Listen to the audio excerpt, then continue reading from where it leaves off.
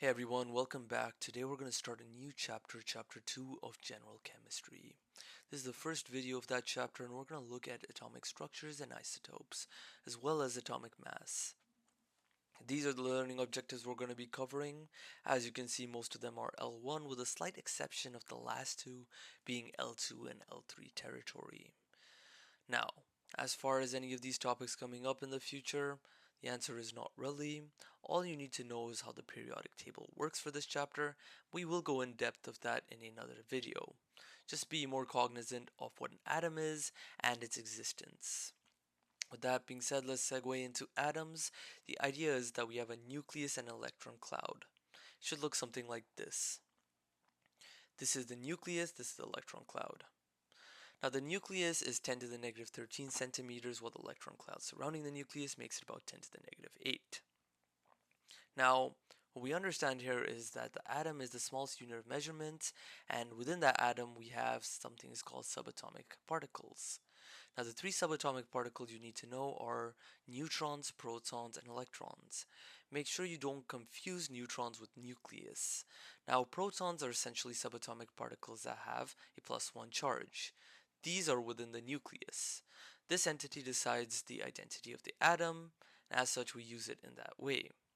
Neutrons are also subatomic particles that reside in the nucleus and they have a neutral charge. This entity decides the isotope of the atom and we use it in that way.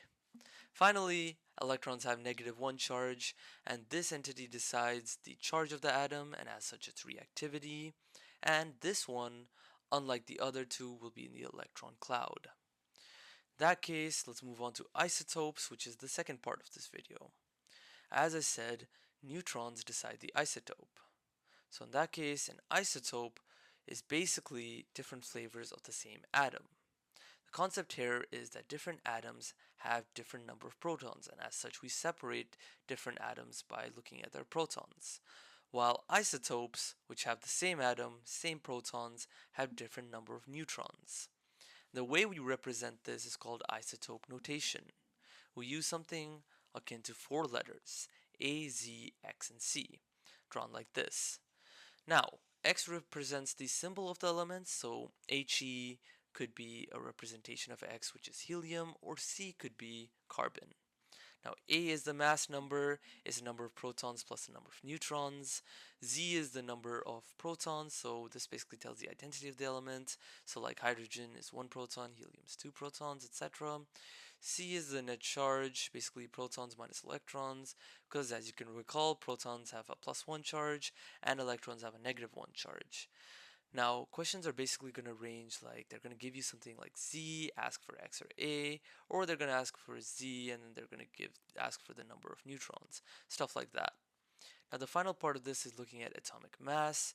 The concept here is that there are isotopes for each atom. So if we were to take a random atom, this should be equal to the mass of one isotope of that atom. So the concept of average mass would be finding the average of these isotopes, and now since these isotopes don't come in 1/3 ratios of each other, we take something called a weighted average. For the rest of Gen Chem, you'll probably use this weighted average, but for this chapter especially, you need to know how to compute the weighted average. Luckily, it's pretty simple.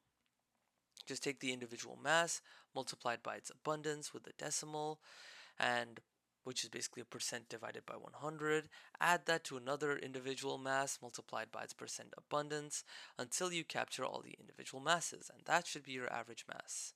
Now you'll receive questions about finding the average mass or a single isotope's mass, and that's just algebra at that point.